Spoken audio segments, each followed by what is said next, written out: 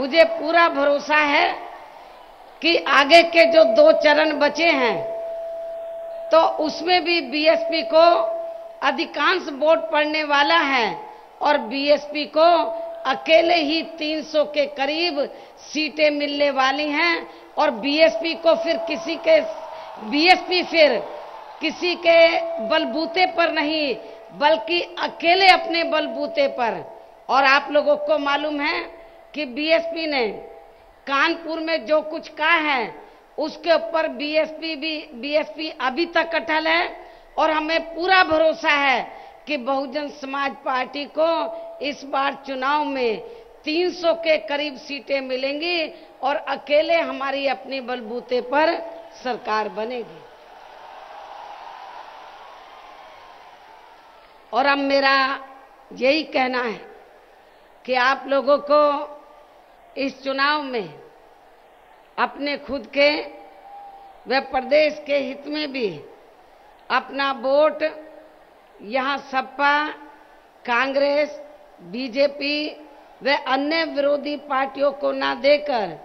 केवल अपनी party Bahujan Samaj party को ही देना है। हालांकि इन विरोधी पार्टियों में से खासकर सपा व बीजेपी के बारे में आप लोगों को ये मालूम है कि उत्तर प्रदेश में सपा के लगभग 5 वर्षों के और केंद्र में बीजेपी व प्रधानमंत्री श्री नरेंद्र मोदी के लगभग 2.25 वर्षों के कार्यकाल के दौरान यहाँ इन दोनों ही सरकारों की गलत नीतियों व गलत कार्यकलापों के कारण अब यहाँ प्रदेश की लगभग 22 करोड़ जनता में जो जबरदस्त नाराजगी व आक्रोश व्याप्त है वह किसी से भी छिपा हुआ नहीं है। ऐसे हालातों में अब बीजेपी अपने किसी भी चेहरे को प्रदेश के मुख्यमंत्री के रूप में पेश करने की अभी तक भी अपनी हिम्मत नहीं जुटा पा रही है। और वहीं दूसरी तरफ सपा के मुख्यमंत्री पद का चेहरा जो अपनी सरकार में शुरू से ही यहाँ खासकर कानून व्यवस्था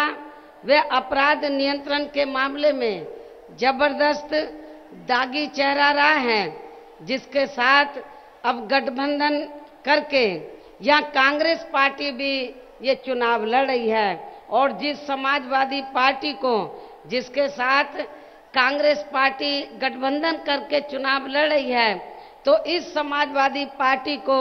यह अराजक, आपराधिक, सांप्रदायिक, भ्रष्ट व जंगल राज आदि का ही खास प्रतीक माना जाता है। ऐसी स्थिति में अब प्रदेश की आम जनता को ये तय करना है क्या वे सपा व कांग्रेस गठबंधन के ऐसे दागी चेहरे को अपना वोट देंगे या फिर इसके स्थान पर इन सभी तत्वों का सफाया करके या हर स्तर पर कानून द्वारा कानून का राज कायम करने वाली अपनी एकमात्र बीएसपी की बेदागी चेहरे को अपना वोट देंगे। और अब इसका सही फैसला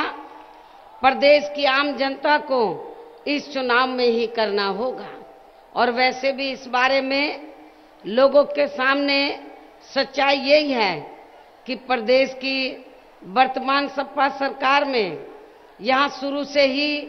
अराजक, आपराधिक, सांप्रदायिक, भ्रष्ट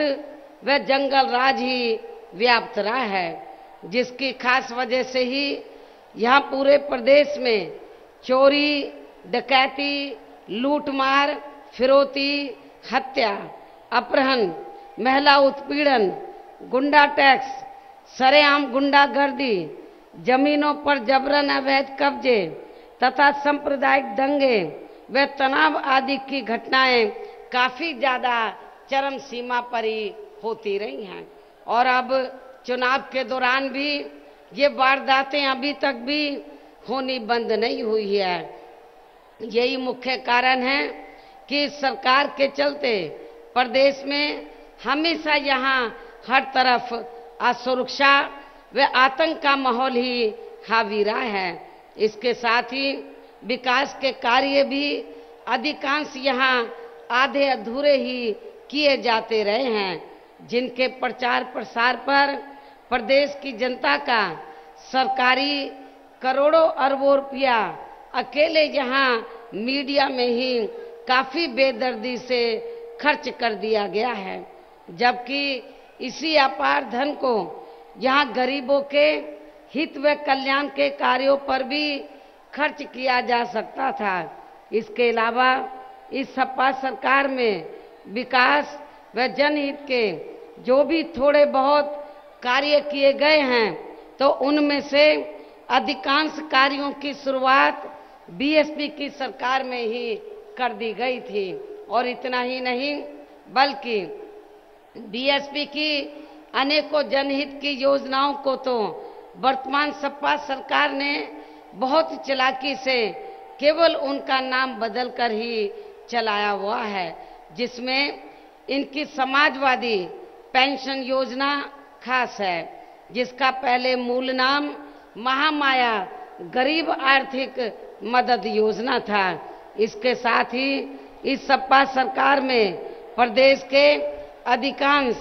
सभी वर्गों व विभिन्न क्षेत्रों में लगे लोगों की भी हालत यहाँ हर स्तर पर काफी ज्यादा खराब व दयनीय ही बनी रही है, जबकि सरकारी अधिकारी तो यहाँ थोक के भाव में ही बदलते रहे हैं। इस प्रकार से कुल मिलाकर वर्तमान सपा सरकार का लगभग पूरा कार्यकाल हर स्तर पर व हर मामले में अति निराशाजनक व अति कष्टदायक ही बना रहा है। और अब इनको इस चुनाव में इसका जबरदस्त नुकसान भी उठाना पड़ेगा। हालांकि इस चुनाव में सपा के बारे में यह बात भी सर्वविदित है कि सपा नेता श्री मुलायम सिंह यादव ने भी अपने पुत्र मोह की वजह से जिस प्रकार से कदम कदम पर अपने भाई शिवपाल यादव को जनता के सामने अपमानित किया है, तो इसका अब शिवपाल यादव व इनके खेमे के लोग इस चुनाव में अंदर अंदर अखिलेश व इनके खेमे के लोगों को जरूर नुकसान पहुंचाएंगे। और इससे ये स्वाभाविक ही है कि अब सपा के ये दोनों खेमे इस चुनाव में अंदर अंदर एक दूसरे के खेमे के उम्मीदवारों को हराने की ही पूरी पूरी कोशिश करेंगे, अर्थात जिताने की नहीं। और फिर इनका अर्थात सपा का अपना बेस वोट भी दो खेमों में ही बंटकर रह जाएगा। और यदि ऐसे हालातों में आपके जिले के खासकर मुस्लिम समाज के लोग अपना जो भी वोट सपा के उम्मीदवारों को देते हैं, तो फिर उनका वह वोट पूरी तरह से न केवल बेकार ही चला जाएगा, बल्कि इसका सीधा फायदा यहाँ बीजेपी को ही पहुंच सकता है। इसलिए अपने इस होने वाले नुकसान से बचने के लिए अब यहाँ अन्य वर्गों के साथ साथ खासकर मुस्लिम समाज के लोगों को भी अपना एक तरफा वोट सपा को न देकर केवल अपनी पार्टी बहुजन समाज पार्टी को ही देना है, जिसका अपना दलित बेस वोट पूरी तरह से एकजुट है और बड़ी संख्या में भी है। और इस वोट में विशेषकर मुस्लिम समाज का भी वोट जुड़ जाने से तब फिर बीजेपी को इसका जबरदस्त नुकसान पहुंच जाएगा। अर्थात फिर बीजेपी यहाँ प्रदेश की सत्ता पर किसी भी कीमत पर काबिज नहीं हो सकती है, चाहे अब खासकर प्रधानमंत्री श्री नरेंद्र मोदी भी यहाँ इस प्रदेश को अपना माँ बाप बताकर वे खुद को प्रदेश का गोद लिया हुआ बेटा बताकर तथा यहाँ की जनता को अपना मालिक वे खुद को उनका सेवक आदि भी बताकर कितनी भी ये सब नाटकबाजी आदि क्यों ना कर लें, तो भी प्रदेश की जनता यहाँ इनके लोकसभा चुनावी वायदा खिलाफी से व इनके नोटबंदी से भी दुखी होकर अब इस चुनाव में इनको कतई भी अपना आशीर्वाद देने वाली नहीं है। अर्थात अब प्रदेश की जनता ने अपने हित व कल्याण के लिए अपनी खुद की बेटी को ही फिर से यहाँ अपना आशीर्वाद देने का पूरा पूरा मन बना लिया है। और वैसे भी केंद्र में बीजेपी व इनकी केंद्र की सरकार की गलत नीतियों व गलत कार्यशैली के बारे में यह बात सर्वविदित है कि इन्होंने सन 2014 में लोकसभा के हुए आम चुनाव में उत्तर प्रदेश सहित पूरे देश की जनता को उनके हित व कल्याण के लिए जो असंख्य प्रलोभन भरे चुनावी वायदे किए थे, जिसमें से इनका मुख्य चुनावी वायदा विशेषकर यहाँ गरीबों व किसानों के लिए ये था कि केंद्र में बीजेपी की सरकार बनने पर केवल 100 दिनों के अंदर ही विदेशों से सभी काला धन अपने देश में वापस लाकर फिर उसमें से यहाँ प्रत्येक गरीब परिवार के हर गरीब सदस्य को 15 से 20 लाख रुपए के हिसाब से दिए जाएंगे। ये भारतीय जनता पार्टी का पहला मुख्य चुनावी वायदा था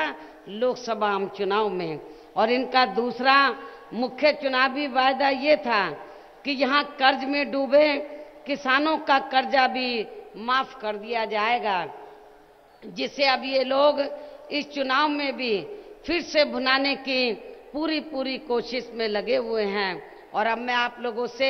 ये पूछना चाहती हूँ कि केंद्र में बीजेपी की सरकार को बने हुए अब लगभग